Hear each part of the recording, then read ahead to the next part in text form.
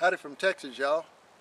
Hey, I had a couple of requests to take a little closer look at the rifle I was using to harvest some hogs. I think it was Lamar Henry and PC Guy 36. I'm going to hook you up with a link that goes to this video so you can get a little closer look at this. But I'll start. Now this is a little bit different animal than what I started out with, but it's evolved into this machine right here.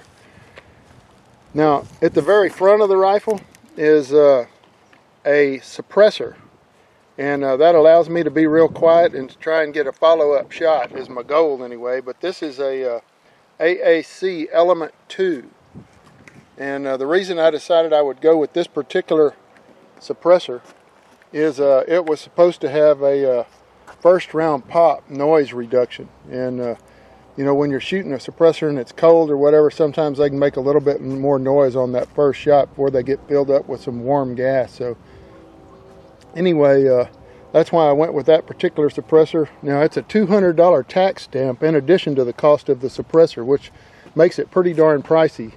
You probably could get by with a suppressor that's, you know, not quite so pricey, but still in all, I had to go down and have an interview with the sheriff of my county. And he was real nice about it, and he just, you know, took some notes, put it in a file or whatever, and made sure I had some security for it, that kind of thing. But anyway, then that is attached to a Savage Mark II little 22 long rifle. Now, the reason I selected this particular gun is it had really good reviews on its accuracy. And it's got a bull barrel. This particular model is called Frank Victor Sam Ralph FVSR, and it's got a, as you can see here, a kind of a fluted barrel, and it's a little bit of a bull barrel. It's a little thicker barrel, which makes for a better accuracy. It's got a plastic polymer type stock, which you know, to me it's just kind of a beater rifle. It's functional. It's not something that's, you know, pretty gonna be in a gun case on display or whatever. I take this out to the blind and to the range and practice with it. Another thing I really liked about it, other than the price and its accuracy, was it came with this little rail right here. So I like that. You know, something that, you know, you don't have an additional cost for. And one of the biggest things I really like about this rifle is this Accu trigger right here. Savage kind of pioneered the Accu trigger. I think there's some people that have copied it now. But man, it makes for a really nice trigger. And if you're trying to shoot some really accurate shots at the range, having a good trigger is really important. Let's see now. The optics on this is a ATN, which stands for American Technologies Network Corporation, and they've recently come out with something called the X-Sight.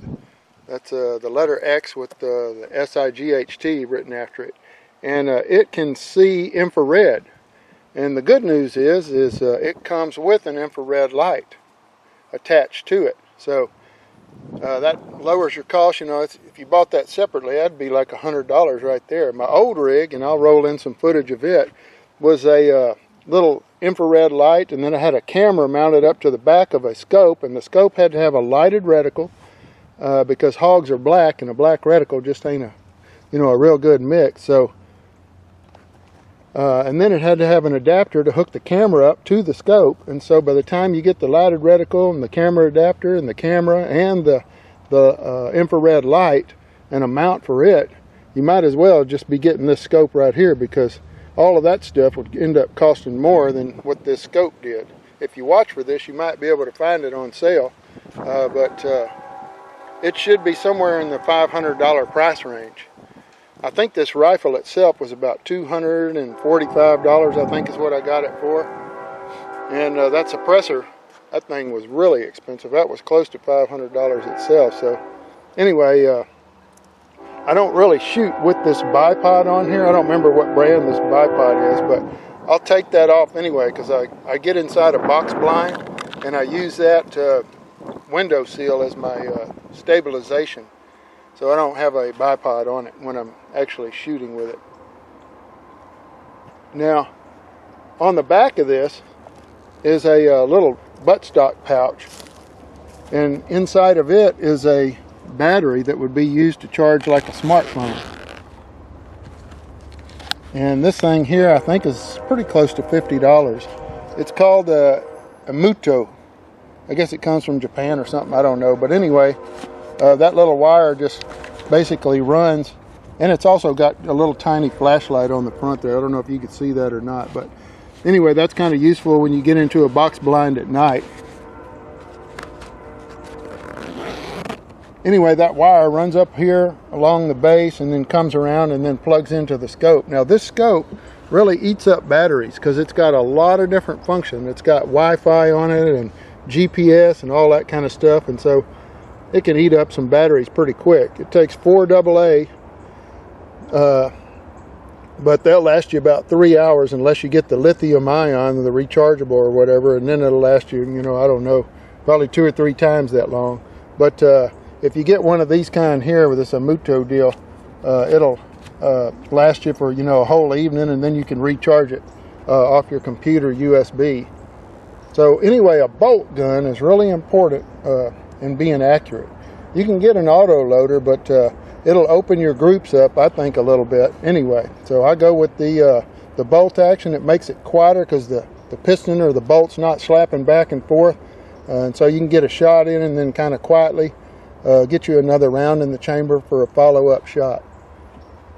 So anyway, that is kind of the overview of the rifle. Oh, I also wanted to show that this is a floated barrel, and if a barrel is touching part of a stock or something like that, or if you're, you know, pushing down on the gun in some kind of way, it can cause the barrel to, you know, get a little bit of a bow to it or something and affect accuracy. So having a floated barrel above a stock I think is important too, and this has that. Now I'm also shooting at, and this is kind of important to me, I'm shooting at 38 yards. I've got it measured out, and that's about how far it is, almost to the foot, to the little hog feeder. So I'm duplicating what I practice to what I'm taking out in the field. 38 yards is far enough away that the hogs can't really see or smell you or whatever when you're up in that blind. And it's close enough to be able to make a really accurate shot, to be able to, you know, knock the hog out with one shot from a 22. So anyway, that's a look at the rifle and the rig that I'm using to get the job done. So if you got any questions or whatever, just leave them in the comment section down below, and I'll try and put a link to, like, you know, some places where you can go and investigate these products, the ATN X-Sight and the Suppressor. I don't know about the gun. You just have to check your local gun shop web pages or whatever, and then the little power supply. But I'll put what I can in the description section of the video, and you can ask any questions. I'll try and get back to you as soon as I can.